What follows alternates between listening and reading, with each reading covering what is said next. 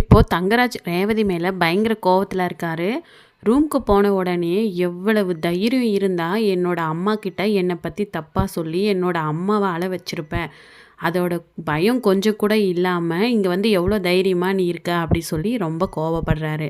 நான் என்னங்க தப்பு பண்ணேன்? நீங்கள் அங்கே என்னோடய அப்பா அம்மா கிட்ட என்ன பண்ணீங்களோ அதை தான் நான் வந்து இங்கே பண்ணேன். இது எப்படி தப்பாகும் அப்படின்னு சொல்லி ரேவதி பேசவும், என்ன நீ பதிலுக்கு பதிலுக்கு கூட பேசுகிற? அது மட்டும் இல்லாமல் நான் பண்ணதை நீ பண்ணிடுவியா? நான் என்ன பண்ணாலும் அதை நீ செஞ்சிருவியா? அப்படி சொல்லி ரொம்ப கோவப்பட்டு பேசிகிட்டு இருக்காரு. ஸோ இனிமே இந்த வீட்டில் நீ ஒரு நிமிஷம் கூட இருக்கக்கூடாது. என்னோடய அம்மாவை அழ வச்சுட்டு என்ன தப்பாக என்னோட அம்மா கிட்ட வந்து காமிச்சிட்டு நீ இந்த வீட்டில் தைரியமாக நடமாடிடுவியா, இருந்துருவியா? நீ கிளம்பு போகலாம், உன்னோட அம்மா வீட்லேயே உன்னை விட்டுட்டு வரேன் அப்படின்னு சொல்கிறாரு. அது அது அது அதெல்லாம் விடுங்க, நீங்கள் பண்ணதை தானே நானும் பண்ணேன் அப்படின்னு சொல்லி ரேவதி சொல்லவும், இல்லை நீ கிளம்பு, இனிமேல் ஒரு நிமிஷம் கூட நீங்கள் இருக்கக்கூடாது அப்படி சொல்லிட்டு ரேவதியை கூட்டிகிட்டு இப்போ பார்த்தீங்கன்னா வீட்டுக்கு போகிறாங்க. ஸோ ஏற்கனவே வந்து தங்கராஜ் வந்து ரேவதி சொன்னது உடனே அவங்க எல்லோரும் கஷ்டத்தில் இருக்காங்க. இவங்க போய் உடனே நிற்கிறதுக்குள்ளே என்ன இருக்குமோ ஏதா இருக்குமோ, இப்போ தானே போனீங்க, ஏன் திரும்பவும் வந்துட்டீங்க அப்படின்னு சொல்லி எல்லோரும் கேட்குறாங்க. உங்கள் பொண்ணு பண்ண விஷயம் அந்த மாதிரி, நான் இங்கே அவள் சொன்னன்றதுக்காக என்னோடய அம்மா கிட்ட போய் இல்லாத போலாதெல்லாம் சொல்லி என்னோடய அம்மாவை அழ வச்சுட்டா. இவளை இப்படியே விட்டால் இவள் வேறு மாதிரி பண்ணிகிட்ருப்பா. இனிமேல் இவ தேவையே இல்லை எனக்கு, ஒரு நிமிஷம் கூட என்னோடய வீட்டில் தேவையில்லை, அதான் கூட்டிகிட்டு வந்துட்டேன் அப்படின்னு சொல்கிறாரு. என்ன நடந்துச்சு அப்படின்னு ராகவன் தெளிவாக கேட்கவும் ஒவ்வொன்றா தங்கராஜ் சொல்கிறாரு. ஸோ இங்கே நான் உங்களை பற்றி ரேவதி பேசினதை உங்ககிட்ட சொன்னேன்ற ஒரே காரணத்துக்காக என்னை பழி வாங்கணும்னு வீட்டுக்கு போன உடனே என்னோடய அம்மா கிட்ட இப்படியெல்லாம் சொல்லி என் அம்மாவை அழ வச்சுட்டா. நான் எதுவுமே சொல்லலைன்னு சொல்லி சொன்னபோது கூட என்னோடய அம்மா கேட்கல, அதை நம்பிட்டு உண்மையிலே ரொம்ப வருத்தப்பட்டுட்டாங்க அப்படின்னு சொல்லவும், என்னம்மா ரேவதி இவர் சொல்கிறதெல்லாம் உண்மைதானா அப்படின்னு சொல்லி ராகவன் ரேவதி கிட்ட கேட்கவும், நான் எதுவும் பொய்யா சொல்லலை, அவர் தான் எப்போவுமே வந்து அவங்க அம்மாவை குடிச்சிட்டு வந்து இப்படியெல்லாம் பேசிகிட்டு இருப்பார். இங்கே சொன்னது சரின்னு சொல்லும்போது நான் அங்கே போய் சொல்கிறதும் சரிதேனே அப்படின்னு சொல்லவும் எல்லாரும் ரொம்ப ஷாக் ஆகுறாங்க. ரேவதியா இப்படி தங்கராஜை எதிர்த்து பேசுனது அப்படிங்கிற மாதிரி. ஆனால் மலர் மதி இவங்க 2 பேருக்கும் சந்தோஷமாக இருக்குது. அப்போ ராகவன் சொல்கிறாரு, ஏற்கனவே வந்து ராகவன் சொன்னார், தங்கராஜ் பண்ணது ரொம்ப தப்பு, மாப்பிள்ளை பண்ணது, இதை வந்து இங்கே சொல்லியிருக்க தேவையில்லை, ஆனால் வீணாக சொல்லி வீட்டில் குழப்பத்தை உண்டாக்கிட்டாரு அப்படிங்கிற மாதிரி ராகவன் சொல்லியிருப்பார். அதனால் இப்போ வந்து இதில் என்ன தப்பு இருக்குது மாப்பிள்ளை? ரேவதி பண்ணதும் கரெக்டு தானே, என்ன ஒன்று பழி வாங்கணுன்ற மோட்டிவோட உடனே போய் சொல்லியிருக்கக்கூடாது.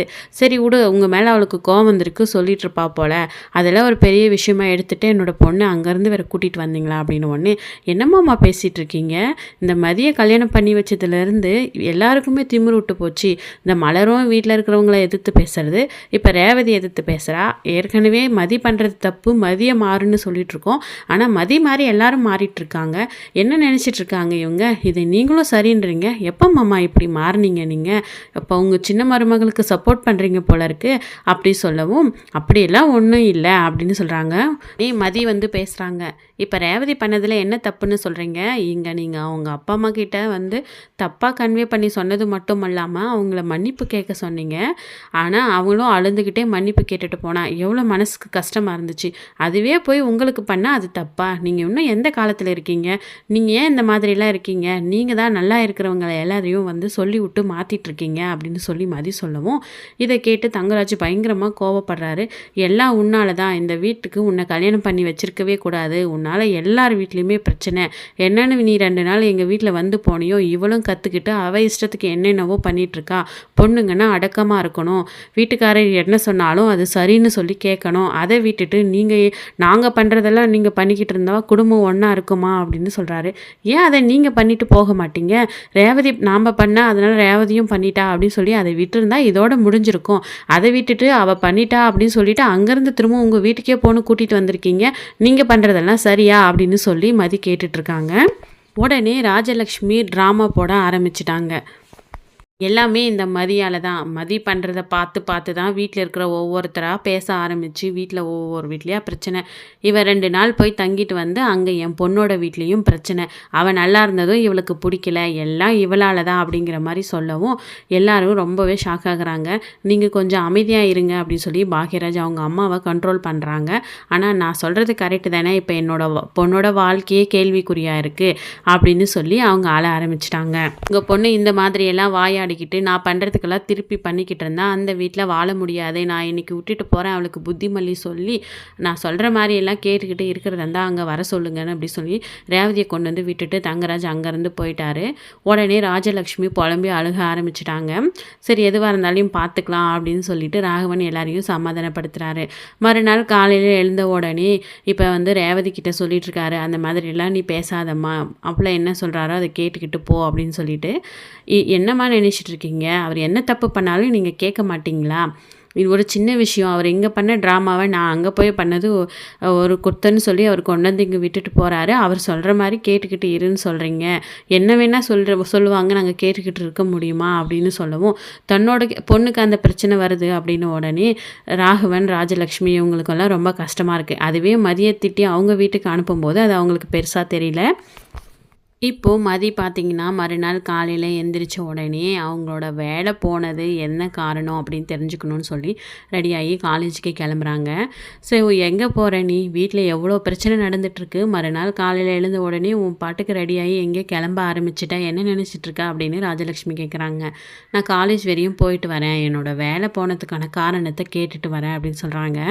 நீ பேசி அதை பார்த்து இவ பேசி இவளும் வீட்டுக்கு வந்து உட்காந்துட்ருக்கா, அதை எப்படி சரி செய்கிறதுன்னு நாங்கள் யோசிச்சுட்ருக்கோம், எந்த கவலையும் இல்லாமல் நீ பாட்டுக்கு பேக்கை தூங்கிட்டு கிளம்பிட்ட, நீ அதை கேட்டு மட்டும் இப்போ என்ன பண்ண போகிற, நீ வேலைக்கு போக தேவையில்ல, ஒன்றும் தேவையில்லை, வீட்டில் இருக்கிற வேலையை செஞ்சுட்டு சுரேஷ் என்ன சொல்கிறானோ அதை கேட்டுக்கிட்டு வீட்டில் இருக்கிற வழியை பாரு, அதை விட்டுட்டு நீ பாட்டுக்கு ஆடுறது சுற்றி இருக்கிறவங்களுக்கும் அதையே கற்றுக் கொடுக்குற வேலையெல்லாம் வச்சுக்காத அப்படின்னு சொல்லி ராஜலக்ஷ்மி சொல்லவும் மதி பயங்கர ஷாக் ஆகுறாங்க. ரேவதியும் அம்மா சும்மா இருமா, வீட்டில் இருக்கிறதுனால தானே எல்லாரும் இப்படி எல்லாம் பண்ணுறாங்க, பெண்கள் வேலைக்கு போகணும், அதை ஏன் நீங்கள் தடுக்கிறீங்க அப்படி சொல்லி ரேவதியும் பேசிகிட்டு இருக்காங்க.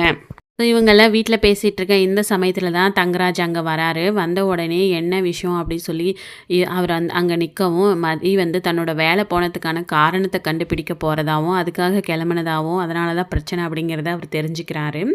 உன்னோட வேலை எப்படி போச்சுன்னு தானே இப்போ உனக்கு தெரியணும், எவ்வளோ திமிரு பிடிச்சி பேசுகிற, அதை நான் சொல்லட்டுமா, நான் தான் உன்னை வேலையை விட்டு நிற்க சொல்லி சொன்னேன், என்ன இப்போ அதுக்கு அப்படின்னு உடனே மதி பயங்கரமாக ஷாக் ஆகுறாங்க. என்ன நினச்சிட்ருக்கீங்க உங்கள் மனசில், நீங்கள் எது வேணும்னாலும் பண்ணிடலாம், அதெல்லாம் நடந்துடும் அப்படின்னு நினச்சிட்ருக்கீங்களா, என்னோட வேலையை நீங்கள் வந்து ஸ்டாப் பண்ணுறதுக்கு நீங்கள் யார், உங்களுக்கு நான் வேலைக்கு போகிறதுனால என்ன பிரச்சனை அப்படின்னு சொல்லி மதி பயங்கரமாக கோவப்படுறாங்க. அதுக்கு தங்கராஜ் சொல்கிறாரு, வீட்டுக்கு அடக்கமாக வீட்டுக்கு குடும்ப பெண்ணாக இருக்கிறத விட்டுட்டு எங்கள் அத்தை மாமாவுக்கு மருமகளாக இருக்கிறத விட்டுட்டு நீ பாட்டுக்கு வேலைக்கு போகிறேன் அப்படின்னு போய் சம்பாதிச்சுட்டு வந்து யாரையும் மதிக்காமல் ஆடிக்கிட்டு இருந்தா வேற என்ன பண்ண சொல்கிறேன், நீ வேலைக்கு போகிறதுனால தானே உனக்கு அவ்வளோ தைரியம் அவ்வளோ திமிரு, அதனால தான் நான் அதை பண்ண சொன்னேன், நீ அதை போய் கண்டுபிடிச்சி என்ன பண்ண போகிறேன், நான் தான் உன்னை வந்து வேலையை விட்டு நிறுத்த சொன்னேன், என்ன எப்போ அப்படி சொல்லி தங்கராஜ் கேட்கவும் மதி செம்ம டென்ஷன் ஆகுறாங்க. நீங்கள் செஞ்சுட்டு வந்திருக்கிறது எவ்வளவு பெரிய விஷயம்னு உங்களுக்கு தெரியுமா, நான் இப்போவே உங்கள் மேலே போலீஸ் கம்ப்ளைண்ட் பண்ண போகிறேன், உங்களை தூக்கி உள்ளே போட போகிறேன், இதை நான் சும்மா விட போகிறதில்ல அப்படி சொல்லி மதி சொல்லவும், யார் மேலே போலீஸ் கம்ப்ளைண்ட் கொடுக்குறேன்னு சொல்கிற, அவர் இந்த வீட்டோட மாப்பிள்ளை, நீங்கள் வந்து வாழ்கிற அப்படின்னா அவரு கொடுத்த வாழ்க்கை தான் அது அப்படி சொல்லி எல்லாரும் வந்து மதியை பிடிச்சி திட்டுறாங்க. ராஜலக்ஷ்மி ராகவன் இவங்க எல்லாருமே எல்லா விஷயத்துக்கும் போலீஸ் ஸ்டேஷன் பார்த்து போகக்கூடாது அப்படின்னு நான் சொல்லியிருக்கேன்ல, அதை விட்டுட்டு எதுக்கு பார்த்தாலும் இப்போ வேறு என்ன பண்ணுறது, எப்படியாவது ஏதாவது ஒன்று பண்ணி இந்த வீட்டில் இருக்கிற பொம்பளைங்களெல்லாம் அடக்கணும் அப்படின்னு நினைக்கிறவங்க முன்னாடி வேறு என்ன செய்ய சொல்கிறீங்க, என்னோட வேலையை பறிக்கிறதுக்கு இவர் யார், இவர் எதுக்கு அதெல்லாம் முடிவு பண்ணணும் அப்படின்னு சொல்லிட்டு மதி பயங்கரமாக டென்ஷன் ஆகுறாங்க. இதெல்லாம் செய்கிறதுக்கு முன்னாடி ஒரு வார்த்தை எங்ககிட்ட கேட்டிருக்கலாம் இல்லை மாப்பிள்ளை அப்படின்னு ராகவன் சொல்லவும், எல்லாத்துக்கும் இப்போல்லாம் வர வர நம்மளை வந்து தப்பாகவே பார்க்குறாரு, நம்ம போடுற பிளான் நம்ம பேசுகிறது எதுவாக இருந்தாலும் முதல்லலாம் சரின்னு சொல்லுவாங்க, ஆனால் இப்போ வந்து தப்புன்னு சொல்கிறாங்களே என்னவா இருக்கும் அப்படி சொல்லி ராகவன் ஒரு பக்கம் யோசிச்சுட்டு இருக்காங்க. சரி மாப்பிள்ளை பண்ணது தப்பு தான், அவரையே சொல்லி உனக்கு அந்த வேலையை திரும்பவும் வாங்கி கொடுக்க சொல்கிறோம், நீ போலீஸ் ஸ்டேஷன் எல்லாம் போகக்கூடாது அப்படின்னு ராகவன் சொல்கிறாரு. அதுக்கு தங்கராஜ் சொல்கிறாரு, போன வேலை போனது தான், அவள் வீட்டில் இருக்கிறவங்க பேச்செல்லாம் கேட்டுக்கிட்டு வீட்டை பார்த்துக்கிட்டு சுரேஷ்க்கு அடக்கமாக இந்த வீட்டில் வாழட்டும், இனிமேல் அவள் வேலைக்கு போக தேவையில்லை அப்படின்னு சொல்லி ராகவன் அதாவது தங்கராஜ் சொல்கிறாரு. அதுக்கு வந்து மதி சொல்கிறாங்க, அந்த டிசிஷன் எல்லாம் எடுக்கிறதுக்கு நீங்கள் யார், உங்களோட வாழ்க்கையை பாருங்கள், அதை விட்டுட்டு இந்த வீட்டில் இருக்கிற ஒவ்வொருத்தருக்கும் ஒவ்வொரு பிரச்சனையை ட்விஸ்ட் பண்ணி விட்டுட்டு அதில் சந்தோஷப்படலான்னு நினைக்கிறீங்களா, நான் வேலைக்கு போகிறத யாராலும் தடுக்க முடியாது அப்படின்னு மதி சொல்கிறாங்க. ஸோ இதுக்கிடையில் மதி எப்படி இவங்க எல்லாத்துக்கிட்டேயும் இருந்தும் தான் வேலைக்கு போகிறது தான் ரொம்ப முக்கியம் அப்படின்னு சொல்லி வேலைக்கு கிளம்ப போகிறாங்களா, இல்லை ராகவன் ராஜலக்ஷ்மி தங்கராஜ் நினச்சபடி வீட்லேயே இருந்து வீட்டை கவனிச்சுக்க போகிறாங்களா அப்படிங்கிறத எல்லாத்தையுமே வெயிட் பண்ணி பார்க்கலாம்.